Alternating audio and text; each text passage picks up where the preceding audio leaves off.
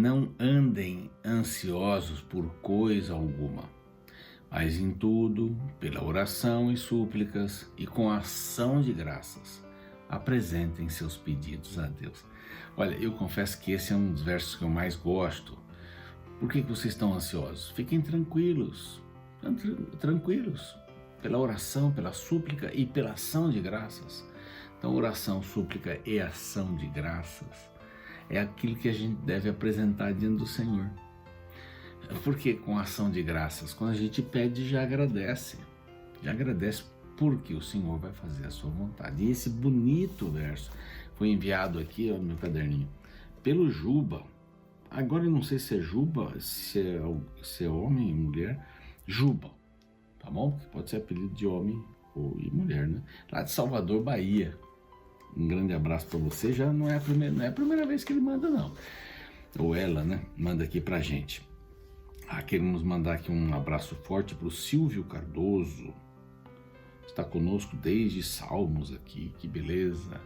Que Deus te abençoe bastante, não diz aqui de onde ele é, mas um grande abraço para você que está fazendo parte da família do Reavivados, ali no YouTube. Reavivados por sua palavra MT, esse é o nosso canal. Se você não se inscreveu, vá lá, se inscreva, clique no sininho para receber as novidades quando o novo programa aparece ou outras coisas mais. E envie para as pessoas, dê o seu like, né? E envie para as pessoas, compartilhe o programa, tá bem? Mas vai lá, se inscreva e compartilhe, vale a pena. Para você que está na telinha às 6 da manhã e depois às 3 da manhã com o Repeteco, também olha, um abraço. E tem muita gente que assiste o programa às 3 da manhã, impressionante. Impressionante como há pessoas que estudam a palavra bem cedinho, na tranquilidade. Eu gravo aqui bem de madrugada, para não ter muito barulho, entro num pedacinho da parte clara do dia aqui, mas como é bom a gente ter esse momento a sós com Deus, não é verdade? Então que Deus lhe abençoe muito, você que está aí na telinha, você que está no NT Play também, um grande abraço. Quero oferecer para você este curso lindo, né? Os ensinos de Jesus, são 18 lições para você aprender ou relembrar também, né? O que Jesus diz sobre a lei, sobre a igreja, sobre o sábado, sobre o batismo, sobre profetas. Olha esse material extraordinário aqui. Você pede por esse número telefônico aqui e avise os amigos para pedirem também, tá bom? Eu não sei aí, um tempo atrás, que você devia dar de presente para outras pessoas, não, mas cada um faz sua inscrição, é individual, portanto. Ok? Se inscreva, porque esse é um presente dos Anjos da Esperança também, como esse programa e a programação toda da TV Novo Tempo. Quer se tornar um Anjo da Esperança? Está aqui o número, é só ligar para lá. Bem simples, tá bom? Faça parte desse grupo extraordinário, são os Anjos da Esperança. Então, no capítulo de ontem nós vimos, capítulo 18, nós vimos lá muita coisa nesse capítulo, mas culpa e graça no jardim.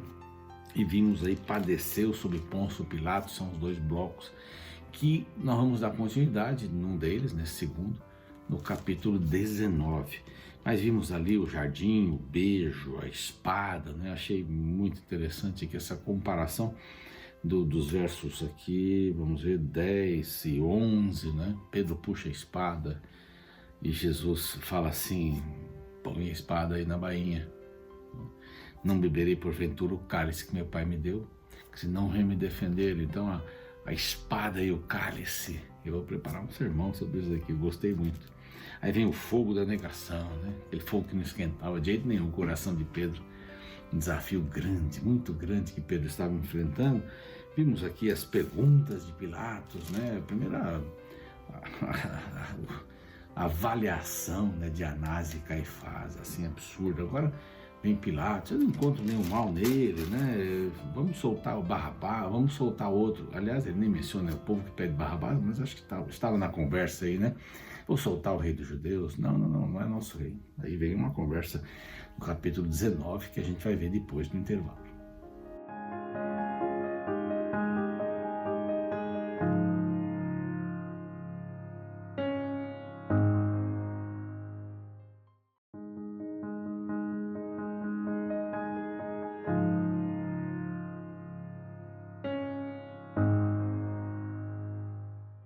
Muito bem, já estamos de volta com o Evangelho de João, capítulo 19. Este é o programa Reavivados por Sua Palavra, aqui da TV Novo Tempo. Prazer imenso ter você com a gente aqui, todos os dias, hein? Um programa diário, né? Um capítulo da Bíblia cada dia, isso é muito gostoso. Nós já estamos aqui em João, capítulo 19, olha só, acabando o Evangelho, hein? Mais 2 capítulos aí, 20 e 21, acabamos os Evangelhos e vamos fazer a ligação de Lucas com Atos dos Apóstolos. Aí aguarde que a pouquinho já vem este maravilhoso livro também, livro de Atos, escrito por Lucas, o médico. Mas nós já vimos tudo que tínhamos que ver, né? Agora vamos ao capítulo 19, que, como eu disse ontem, faz parte do segundo bloco do 18. A Bíblia não foi escrita em capítulos, né? Foram colocados depois e isso nos ajudou tremendamente. E a grande maioria está completa, assim, vem num capítulo e tal. Mas esse capítulo tem 2 temas grandes, né? A culpa, a graça no jardim, o que acontece no jardim, depois o que acontece saindo do jardim, e agora ele está diante de Pôncio Pilatos. E o credo, né, padeceu sob Pôncio Pilatos e tal. Então, qual é a sua acusação? Vocês trazem aqui alguém de madrugada, me acordam, né? Que acusação vocês têm, né? Você é o rei dos judeus? Você está dizendo que eu sou o rei, né? Meu reino não é deste mundo. Eu falei pouco sobre isso ontem, e esse é um tema muito importante. O meu reino não é deste mundo. Carregue para você isso. O nosso reinado, sei lá, o nosso reino, né? O reino que nós vamos morar. Vamos lá, pronto, é assim que a gente deve se referir. O reino que a gente vai morar não é este. O que Jesus disse? Olha, guarde os seus tesouros no meu reino. Porque aqui o ladrão rouba, a traça e a ferrugem corroem. Mas guarde o seu coração, que é o maior tesouro, no meu reino. Não permita que aqui o ladrão, chamado inimigo, Satanás, antiga serpente, o diabo, etc. e tal, roube o seu maior tesouro. Não é o verso de hoje aqui, mas só para a gente ter uma ideia. O reino não é desse mundo.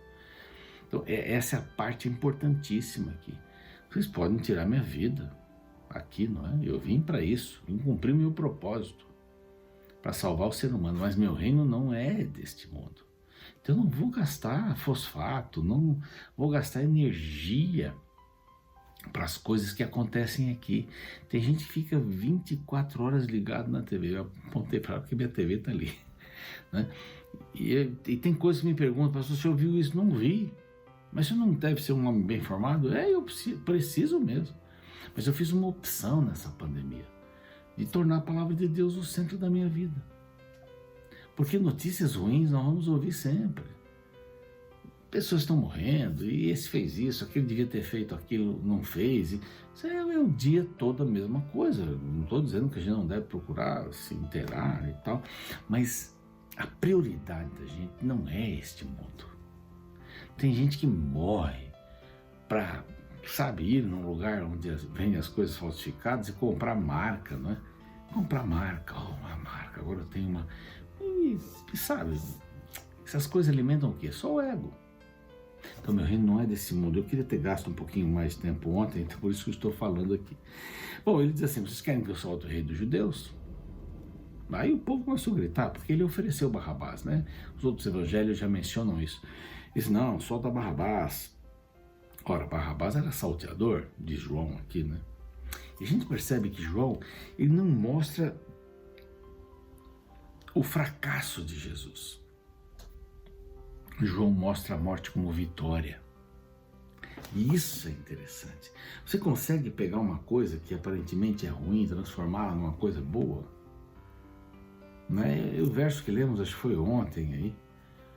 Senhor, obrigado pelo teu castigo. Foi ontem, exatamente. Salmo 119, 71. Eu sou grato pelo teu castigo, ou pelas consequências do meu erro, que daí eu aprendi. Aí eu aprendi. Eu não preciso esperar para cometer um erro e para ter as consequências, para aprender. Olha, eu leio a palavra de Deus, ela me diz, não isso, não aquilo, acabou.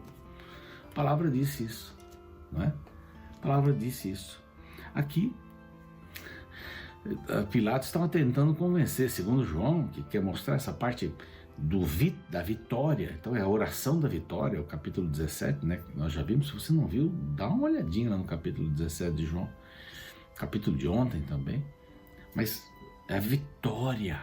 Senhor, eu quero tê-los comigo, assim como nós somos um, que nós sejamos um com eles, com todos, comigo, com você. É o capítulo da oração da vitória. E aqui a morte dele não é vista como uma morte, o desespero, agora acabou tudo. Não, como vitória. Como vitória. Então essa é a visão de João, e ele continua, não é? Falando sobre essas questões de Pilatos. Ele esteve com Anás, depois com Caifás, foi levado a Pilatos, que não via culpa, e começou a interrogá-lo. Então, por isso, Pilatos tomou Jesus e mandou açoitá-lo. Vamos acalmar esse povo aqui. E os soldados fizeram alguma coroa, né? Eu tenho até um espinho que eu comprei, me disseram que veio de Jerusalém, né? Mas é muito parecido, são, sabe, espinhos enormes, assim, parecem pregos. Ele foi enterrado na cabeça do Senhor. E, por favor, não vamos considerar o sacrifício de Jesus mais importante que a morte de Jesus. O sacrifício que eu digo aqui é assim, o sofrimento, é melhor a palavra. O sofrimento de Jesus não foi maior que a morte dele. Porque o que nos salvou não foi o sofrimento dele não, hein? Foi a morte. Isso é que nos salva. Hoje nos salvou, nos salva e nos salva. Bom, aí fizeram um manto púrpura, deram lá um caniço, davam umas bofetadas. Quem fez isso? Quem fez isso? Volta para Pilatos, verso 4. Ele disse, eu vos apresento aqui para que saibais que eu não acho nele crime algum. Saiu, pois, Jesus, verso 5, trazendo a coroa de espinhos, o manto de púrpura. Então disse Pilatos, eis o homem. Eis o homem. Essa é uma expressão muito forte na Bíblia, sabe? Eis o homem. Na verdade, ele estava dizendo, ele deveria ter dito, eis aqui o rei do universo. Eis a pessoa que vocês estão tentando matar aqui numa burla total, quebrando regras, não é? E no dia que vocês me apresentam um homem que eu não vejo culpa nenhuma, eu tenho que tomar uma decisão para vocês poderem matá-lo, porque eles já disseram ontem, você se lembra, nós não podemos matar ninguém, nós temos que ter a sua autorização para matar alguém. É isso. E eles também não podiam matar, né? Isso deveria ser feito pelos romanos, e eles estavam fazendo. Não acho culpa, eis o homem. Verso 6, então, o povo gritava, crucifica-o, crucifica-o. Bom, então, tomem vocês, porque eu não acho nenhuma culpa. No verso 7 diz uma coisa que é interessante, né? Temos uma lei, e de conformidade com a lei, ele deve morrer. Por quê? Qual o motivo da morte de Cristo? Porque a si mesmo se fez filho de Deus. Foi a oração que eles não ouviram, né? Mas as suas declarações. Na oração 17, João coloca, capítulo 17, coloca essa visão de que ele era igual a Deus. E ele fala isso várias vezes. Você percebeu nos capítulos anteriores, aí se você não está começando agora, dá uma olhadinha lá do 14, 15, 16, 17. E isso trouxe, essa declaração, fez com que Pilatos sentisse mais temor.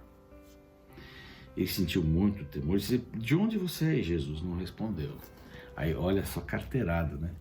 Aqui, mas você não sabe que eu posso livrar você da morte? Por que você não me diz de onde você veio? Eu tenho autoridade. Jesus, não, autoridade sobre mim você não tem. Verso 11. Você não tem autoridade sobre mim. Quem tem autoridade sobre mim é meu Pai, né? Quem tem autoridade sobre mim é aquele que me enviou. Você não tem autoridade sobre mim. Quem te deu essa autoridade foi a divindade, foi meu Pai. Dessas circunstâncias, né, de relação pai e filho. A partir desse momento, diz a Bíblia, olha que texto, em verso 12, Pilatos procurava soltá-lo, mas os judeus clamavam, se soltares nós, amigos de César, né, todo aquele que se faz rei é contra César. Eles foram complicando, assim, soltaram entre o povo lá alguns boateiros, né? Boato é uma coisa terrível, mentira é uma coisa terrível. E verso 14 diz assim: e era sexta-feira, o Parasceve aqui, sexta-feira pascal, o grande sábado viria, né? Que era a Páscoa e o sábado, sétimo dia, por isso que era o grande, né? Jesus morre num grande sábado. E eles, porém, clamavam: fora, fora, crucifica. Imagine esse clima todo.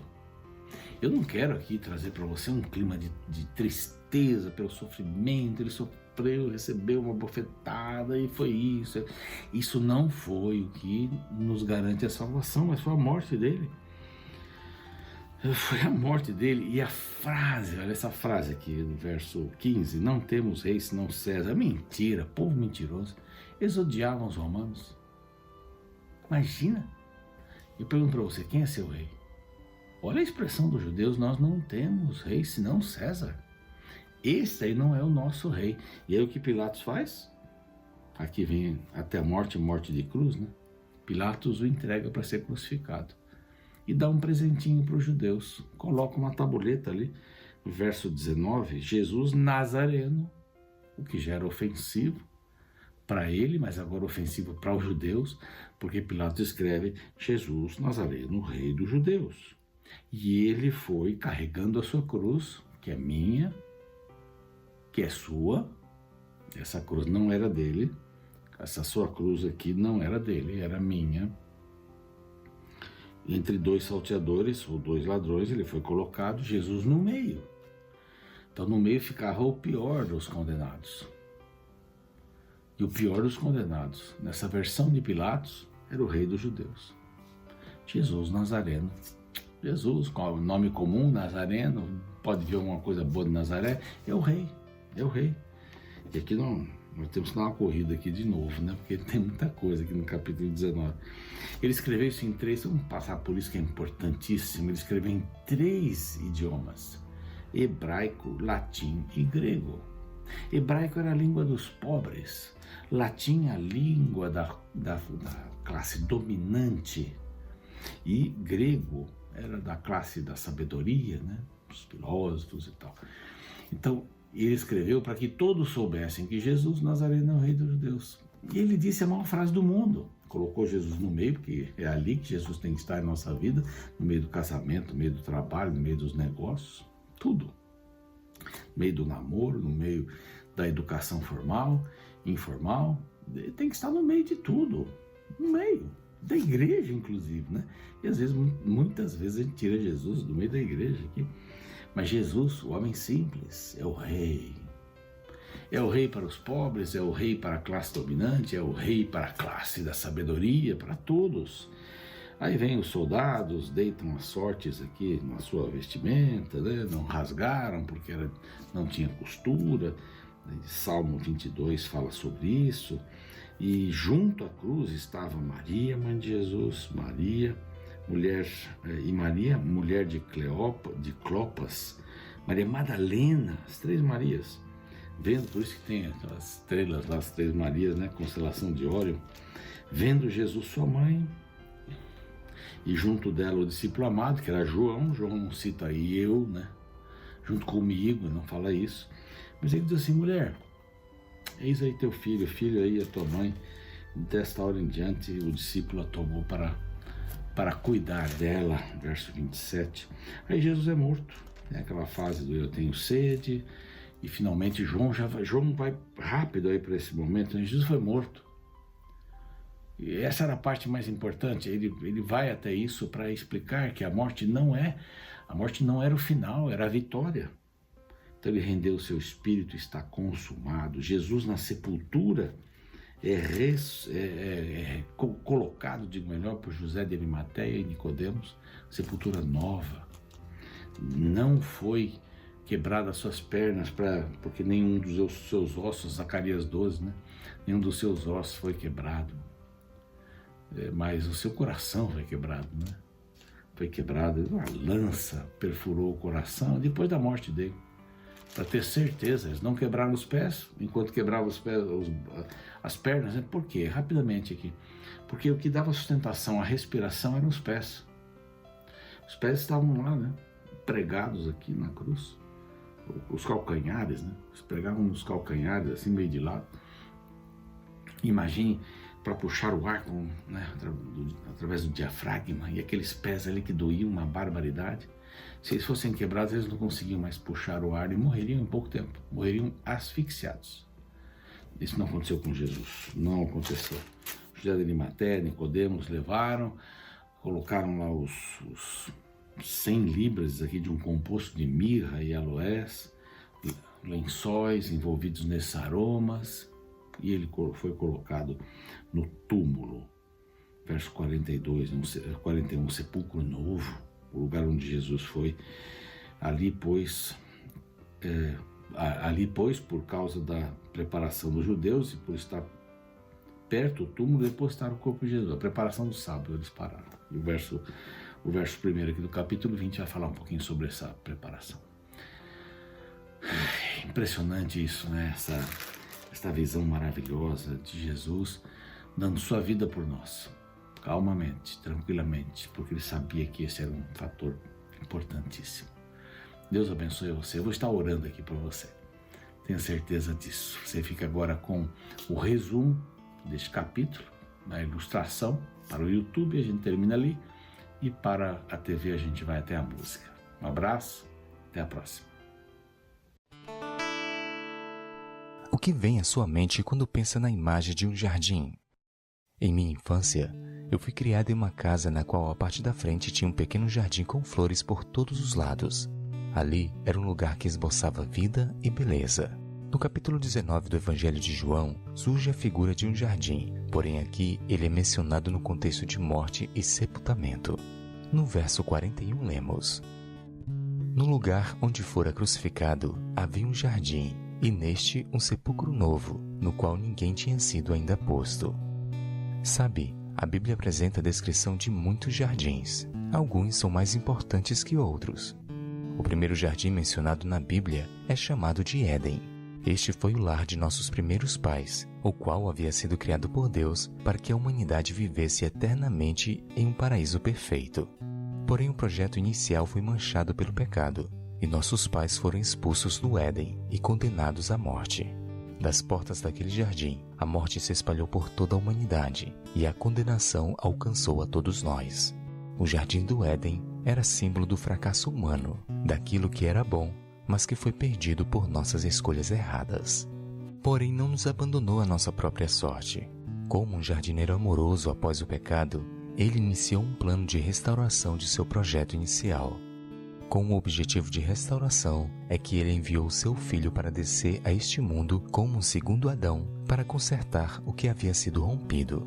Nos evangelhos encontramos a narrativa da vida e obra de Jesus, a qual culminou com sua entrega para morrer no lugar do primeiro Adão, pagando o preço do erro de nossos primeiros pais. No texto de hoje, ao relatar o sepultamento do Messias, a Bíblia menciona que seu túmulo foi colocado em um jardim também. É interessante pensar que enquanto que do primeiro jardim se espalhou a morte, deste segundo jardim se espalhou a vida. O primeiro Adão trouxe a condenação para toda a humanidade, porém o segundo Adão, Jesus Cristo, abriu a porta do Éden novamente, oferecendo a vida eterna para todos os que o aceitarem.